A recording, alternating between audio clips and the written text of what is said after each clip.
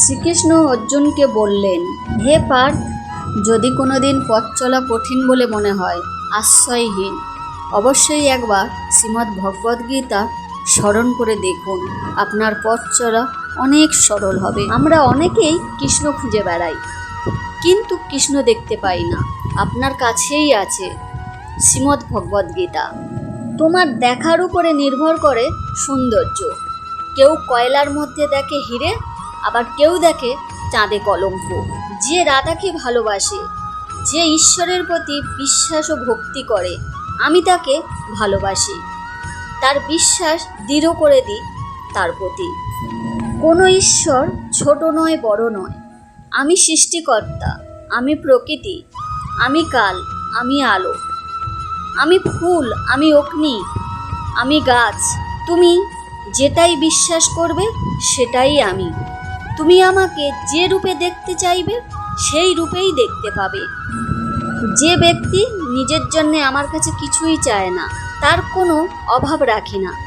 যে আমার সর্বদা স্মরণ করে, তার কল্যাণ করার দায়িত্ব নিয়ে আমি। শ্রীকৃষ্ণ অর্জুনকে বললেন, হে পার্থ, আমি কারোর ভাগ্য তৈরি করি না, সবাই সবার ভাগ্য নিজেই তৈরি করে। অনুরোধ, ভিডিওটি পুরো দেখার চেষ্টা করবেন। আপনি যদি নতুন দর্শক বন্ধু হন, চ্যানেলটি সাবস্ক্রাইব করবেন। শ্রীকৃষ্ণের মধুর বাণী অবশ্যই শুনতে পাবেন এই চ্যানেলের মাধ্যমে। জীবনটা শেষ বলে মনে করো না, নতুন কিছু ভাবো। জীবনটা থেমে থাকে না, নতুন দিশা খুঁজে পাবে। কোনো শিশু হঠাৎ বড় হয় না, চাঁদ ধীরে ধীরে গোল আকার হয়, তখন হয় পূর্ণিমা। যে গরিব হয়েও দান করে, নিজের মুখের খাবার অন্যকে খাওয়ায়, সেই ব্যক্তি গোলকধামে ঠাঁই পায়, পুণ্যফল অর্জন করে। যে ব্যক্তি অন্যের কষ্টের অর্থ দান করে পুণ্যফল পাওয়ার আশা করে, সেই ব্যক্তি মূর্খ ও পাপী হয়। দুষ্টু লোকের মিষ্টি কথা, পরিষ্কার ব্যক্তির সোজা কথা কঠোরভাবে বলে, কিন্তু সেই ব্যক্তির মনটা যতটা কঠোর ততটাই নরম। সে কখনোই কাউকে ঠকাবে না।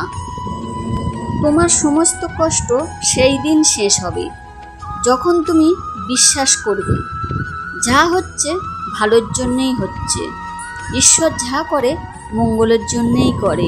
তোমার যা আছে তাই নিয়ে খুশি থাকো, অন্যের কি আছে তাই নিয়ে চিন্তা করো না, তবেই তুমি জীবনে খুশি থাকবে। যখন সত্য অসত্যের মধ্যে লড়াই হবে, তখন সত্য একা এসে দাঁড়াবে। অসত্যের পেছনে থাকবে মূর্খদের বিশাল বড় বাহিনী। সত্য তুমি ভয় পেও না, দুর্বল হয়েও না। তোমার পাশে আছে অর্জুনের সারথি শ্রী গোবিন্দ। যখন একজন ব্যক্তির জীবনে সব কিছু শেষ হয়ে যায়, যখন তার কোনো আর রাস্তা খোলা থাকে না, তখন কোনো না কোনোভাবে রাস্তা দেখায় প্রকৃতি। সেই প্রকৃতির নাম হলো শ্রীকৃষ্ণ, শ্রী ভগবদ্গীতা। মানুষ তোমাকে যাই খুশি বলুক না কেন, তুমি শান্ত থাকো। চাঁদে কালো দাগ আছে, তাই বলে চাঁদের সৌন্দর্য কমে যায়? সূর্যের এত তেজ আছে, তাই বলে সাগর শুকিয়ে যায় না? যে তোমাকে চায় না তার কাছে যেও না। যে তোমার মূল্য দেয় না, তার বাড়ি বা তার মনের মধ্যে থাকা উচিত নয়। জীবনে সবথেকে ভুল অন্ধের মতো বিশ্বাস করা। মানুষ সব কিছু শিখতে পারে না, কিন্তু যতটা পারো শিখে নাও, একদিন অবশ্যই কোনো না কোনো কাজে দেবে। তুমি যদি তোমার ভুল থেকে কিছু শেখো, তবে ভুলগুলি হবে তোমার স্বর্গের সিঁড়ি। আর তুমি যদি না শেখো, যমুনার দলদলের মতন জীবনটা তলিয়ে যাবে।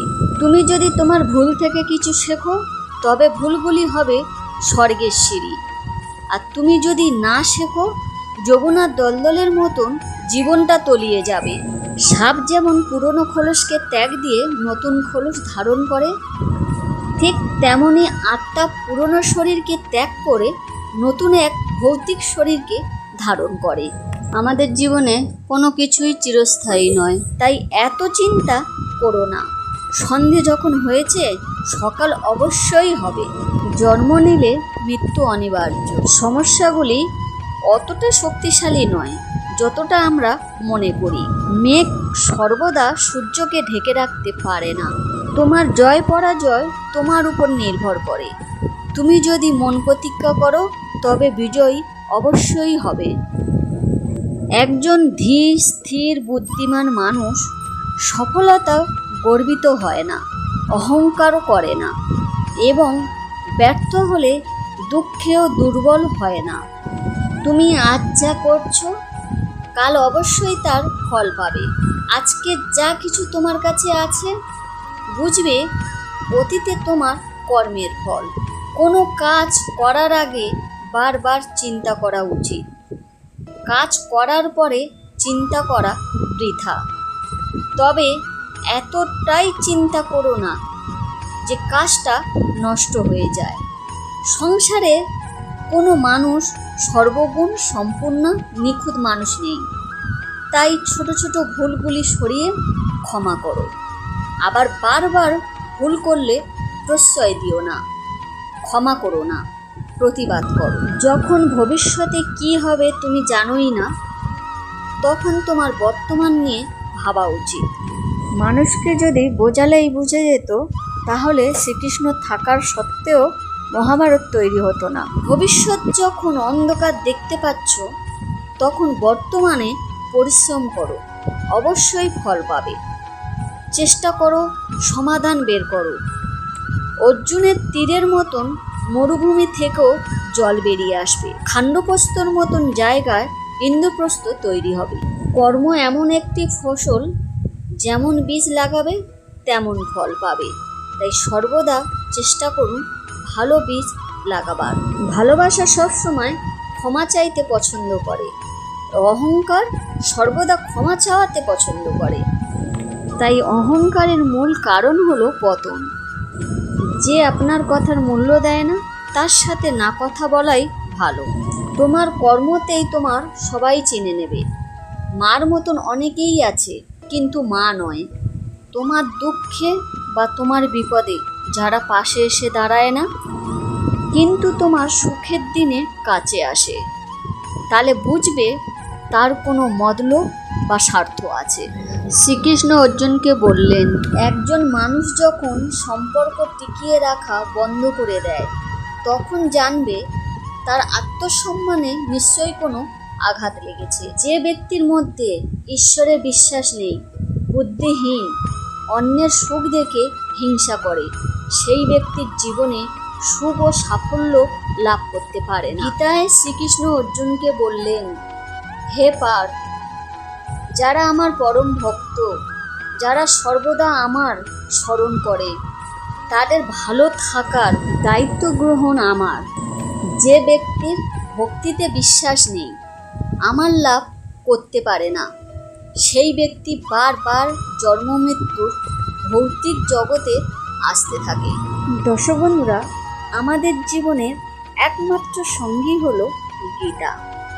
তার কারণ আমরা যত দিন বেঁচে থাকব ততদিন গীতাই আমাদের পথ দেখাবে। আবার মৃত্যুর পর কেউ আমাদের সঙ্গে যাবে না। গীতাকে ভক্তি, বিশ্বাস, ভালোবাসা দিয়ে একবার দেখুন। এই মৃত্যুলোক থেকে পথ চলা শুরু করে গোলকধাম পর্যন্ত সঙ্গী হয়ে নিয়ে যাবে এই গীতা। আমাদের জীবনে একমাত্র সঙ্গী বা বন্ধু বলুন শ্রীমদ্ ভগবদ গীতা। আজকের মতন এখানেই শেষ করলাম। ভিডিওটি ভালো লাগলে একটি লাইক করবেন। অনুরোধ, কমেন্ট বক্সে রাধে কৃষ্ণ লিখতে ভুলবেন না। আপনারা যে অমূল্য সময় বের করে ভিডিওগুলো দেখেন তার জন্য আপনাদের অসংখ্য ধন্যবাদ। ভিডিওগুলি দেখার জন্য নিচে লিঙ্ক দেওয়া আছে।